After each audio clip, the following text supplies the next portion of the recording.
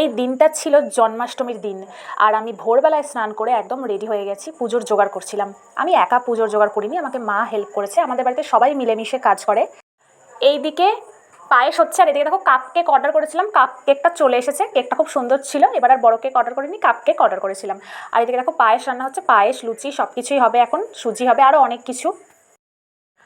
আমি ঠাকুরের জোগাড়ের কাজে খুব একটা বেশি ওস্তাদ নয়, সেজন্য মায়ের সাহায্য তো আমাকে নিতেই হয়। সাহায্য ছাড়া একবারে একা একা সেটা সম্ভব হয়ে ওঠে না। আর এই দেখো, এটা হচ্ছে কলার বড়া। কলার বড়া তৈরি করছি এখন। দেখো, আমার পুজো করার ধরন একটু আলাদা, অনেকের ভালো নাই লাগতে পারে। আমি শুধু কৃষ্ণের প্রিয় মন্ত্র ওং কৃষ্ণায় বাসুদেবায় হরে পরমাত্মানে প্রাণতক্লেশনাশায় গোবিন্দায় নমো নমঃ, এই মন্ত্র আর মনের ভালোবাসা দিয়ে আমি পুজো করি। সুতরাং এটা হয়তো অনেকের ভালো লাগবে না। আমি এত নিয়ম কানুনে বিশ্বাস করি না। আমি শুধু মনে করি মন থেকে যদি ঠাকুরকে ডাকা হয়, মনের ভক্তিটাই তিনি দেখেন। বাহ্যিক যদি সব নিয়ম ঠিক থাকে, যদি সব কিছু ওপর থেকে দেখে মনে হচ্ছে সুন্দর, কিন্তু ভেতরে সব কিছু ফাঁপা, ভেতরেই ভক্তিটা নেই, তাহলে কি সেটা সম্ভব হয়? হয় না। সেটা আমার বিশ্বাস, আমি আমার মতো করে পুজো করি। তো এই দেখো, আমার কিন্তু আমার গোপাল সোনার কাছে সব কিছু সাজানো হয়ে গেছে। আর ফল কাটা বাকি, ফল মা কাটছে। আজকে কিন্তু আমার গোপাল সোনাকে খুব সুন্দর লাগছিল। খুব সুন্দরভাবে আমি চেষ্টা করেছি ওকে সাজানোর, খুবই সামান্য আয়োজন করেছি, আমার যেটুকু ক্ষমতা সেই মতো। আমি মনে করি ভগবান সবশেষে মনের ভক্তি এবং ভালোবাসাটাই দেখবেন।